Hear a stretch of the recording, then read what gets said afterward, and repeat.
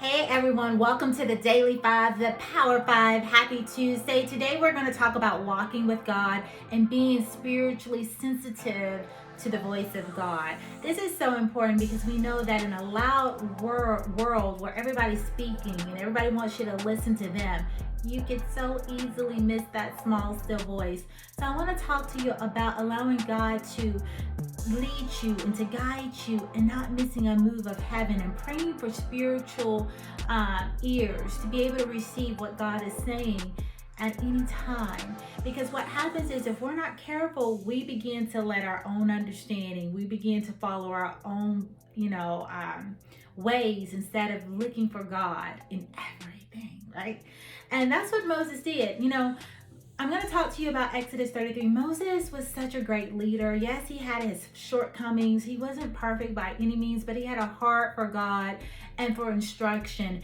And God says, hey, I want you to come out of Egypt in Exodus 33 because you're about to go into the land of the milk and honey, the promised land that I promised Abraham and Isaac and Jacob. I'm about to fulfill this promise.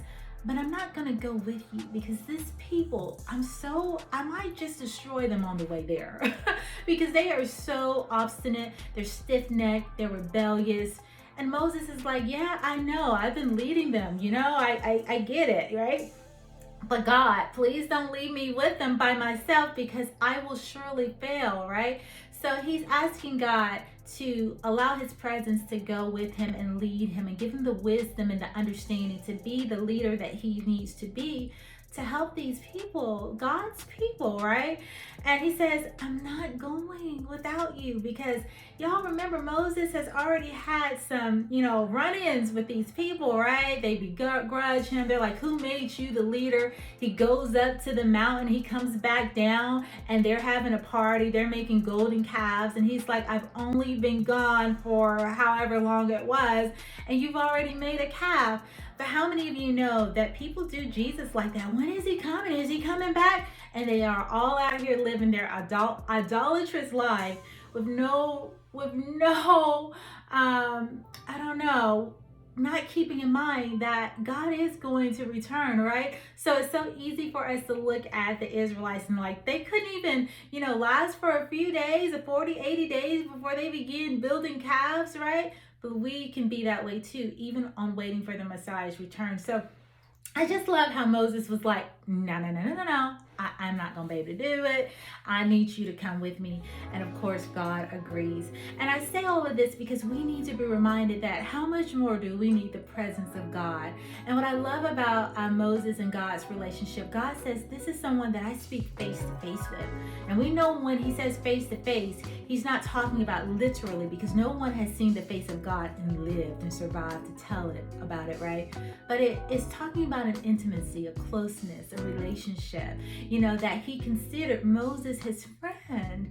And I don't know about you, I always say that, but I want to be known as a friend to God, like Abraham and Moses and so many of the great heroes of faith. I don't just want to know God as my master and my Lord, but I want to know him as a friend, because God reveals the secret things to his friends. So I just say all of that. We have to be a people that says, God, wherever you go, I want your cloud of glory to follow me. I want your cloud of glory by day and your pillar of fire by night.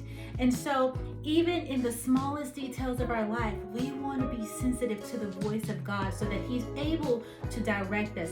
But that comes from being obedient. I give being obedient with the first instruction that God gave you, because if you couldn't be obedient with what he told you the first time, how is he going to give you more when you're not even listening to his voice in the littlest of things, right? So we have to be a people that obey, because our obedience is tied to our victory. So I want you to meditate on that. How am I being spiritually sensitive to the voice of God? Can I perceive when God is doing a new thing? Because that's a whole topic on its own, right? So my prayer today for you is this: that God will bless your ears, that he would open your ears to receive the news of heaven, that you are able to distinguish his voice when you hear it, that small, still voice in the littlest of details in your life. I pray that for you. If you receive that, say, I receive it in Jesus' name. So that is the Power 5 for this morning. Happy Tuesday. I pray that you go forth and have a blessed day. Thank you so much for subscribing. If these videos, if they're blessing you, please hit the like button and please share them, because this can bless somebody else that may need to hear a word. So I thank you for being a good steward of even the video that you're watching right now. All right, guys, I love you. Take care, and I'll see you soon.